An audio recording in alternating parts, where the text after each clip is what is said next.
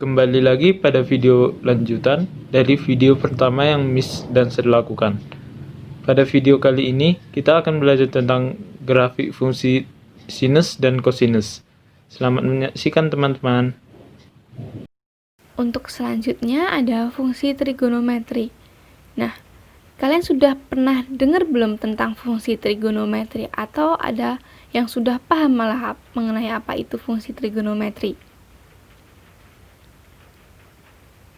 Nah, fungsi trigonometri merupakan suatu fungsi yang grafiknya berulang secara terus-menerus dalam periode tertentu. Dan fungsi dari periode itu sendiri merupakan suatu jarak antara dua puncak atau lembah, atau jarak antara awal puncak dan akhir lembah. Sampai sini, apa kalian sudah ada bayangan mengenai bagaimana grafik fungsi trigonometri nantinya? Oke, kita lanjut. Dan dalam fungsi tersebut terdapat amplitudo yang merupakan setengah dari selisih nilai maksimum dan minimum dari suatu fungsi. Nah, untuk rumus amplitudo sendiri, A sama dengan amplitudo dilambangkan dengan A ya. A sama dengan Y max dikurangi Y min dibagi 2. Seperti itu. Oke, sekarang kita masuk ke grafik sinus ya. Nah, ini merupakan grafik Y sama dengan sin X. Seperti biasanya, kalau grafik Y sama dengan sin X, pasti dimulai dari 0. Dimulai dari 0 ya. Dan grafik Y sama dengan sin X mempunyai nilai maksimum positif 1 dan nilai minimum negatif 1. Di sini saya mengambil sudutnya mulai dari 0 derajat sampai 360 derajat ya. Oke. Kita masuk ke tabel. Alfa derajat yaitu sudut-sudut yang saya ambil tadi mulai dari 0 derajat sampai 360 derajat. Nah, kita masuk ke penjelasannya. Sin 0 derajat. Kita lihat 0 derajat berarti dia 0. Lalu sin 30 derajat, kita lihat 30 derajat, dia positif setengah. Positif setengah. Lalu sin 45 derajat, sekitar ada di sini. Sin 45 derajat itu setengah akar 2. Lalu sin 60 derajat, kita lihat 60 derajat ada di sini, dia setengah akar 3. Lalu sin 90 derajat, kita lihat 90 derajat adalah 1. Dan 120 derajat, sin 120 derajat, kita lihat nilainya adalah setengah akar 3.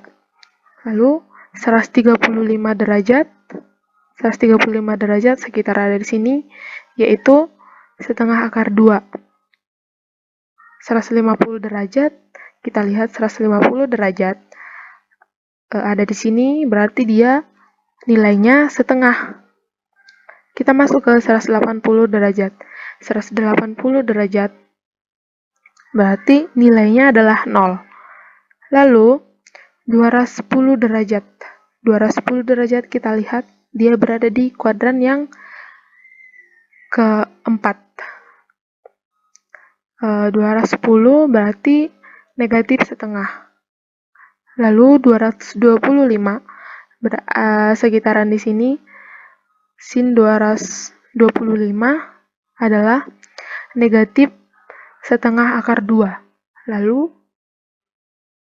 sin 240 derajat, kita lihat di grafik sin 240 derajat yaitu negatif setengah akar 3. Sin 270 derajat, kita lihat sin 270 derajat, dia nilainya adalah negatif 1. Dan sin 300 derajat, kita lihat 300 derajat, nilainya adalah negatif setengah akar 3. Lalu sin 315, sekitaran di sini 315, nilainya adalah negatif setengah akar 2. Dan sin 330 nilainya adalah negatif setengah. Dan yang terakhir adalah sin 360 derajat. Sin 360 derajat adalah 0. Nah, melalui penjelasan saya tadi bahwa pada kuadran pertama dan kuadran kedua nilai sinusnya sama. Lalu untuk kuadran 3 dan kuadran 4 nilai sinusnya juga sama.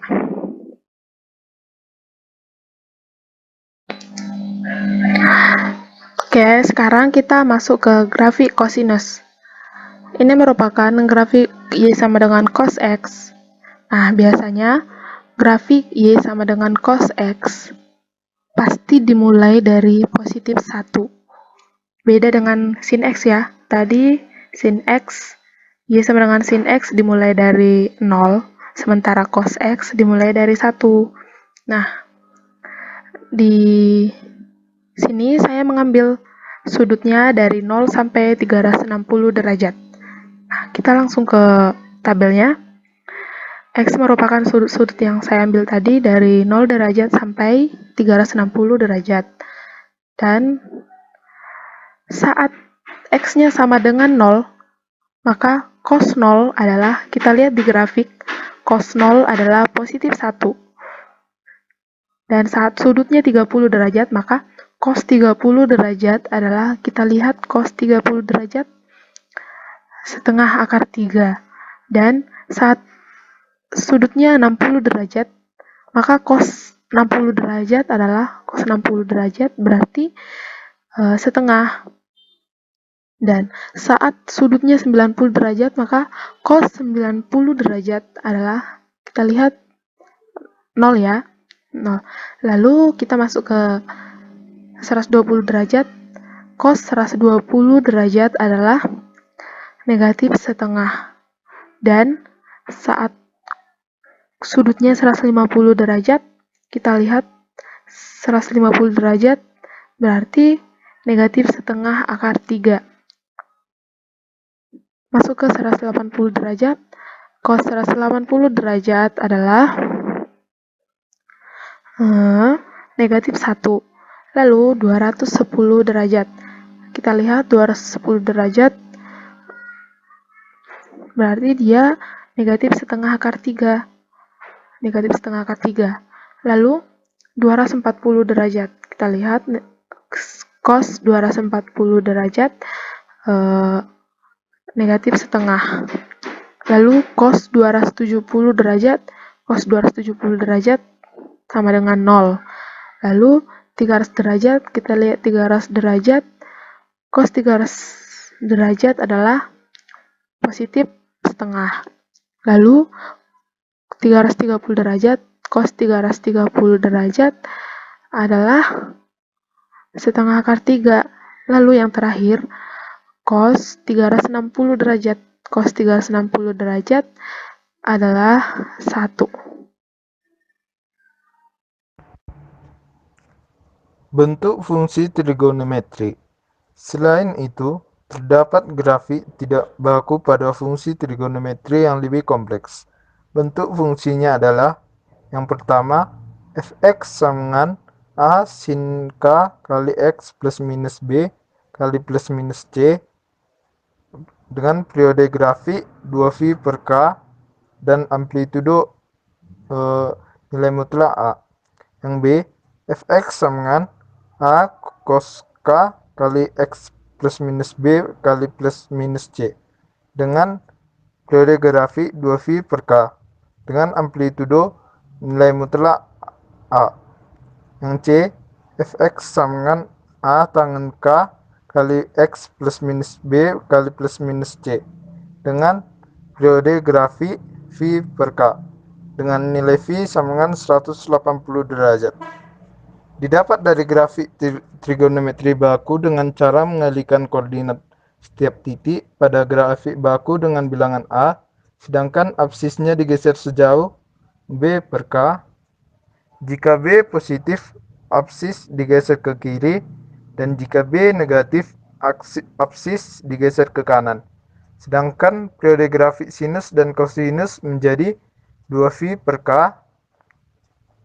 2V per K, dan tangen sama dengan V per K.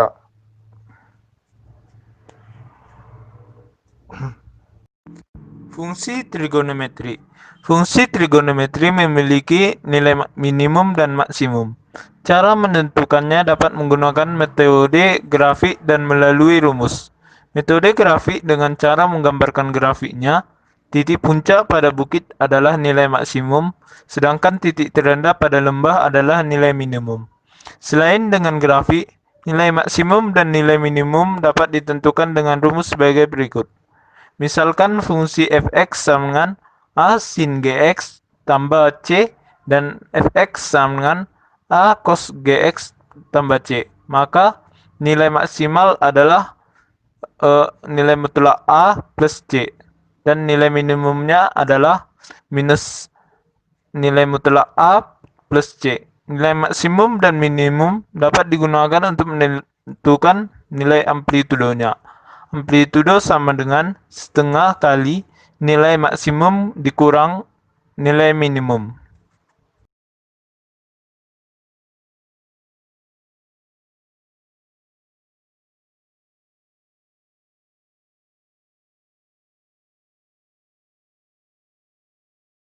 Baik anak-anak, tadi kalian sudah mempelajari mengenai apa itu fungsi trigonometri ya. Dan Miss dan berharap kalian membuat catatan di buku catatan kalian atau merangkum catatan yang sudah kami sampaikan tadi di buku catatan masing-masing ya. Dan jika ada pertanyaan atau ada yang kurang jelas, bisa ditanyakan di kolom komentar Google Classroom. Dan semangat belajar buat kalian. See you!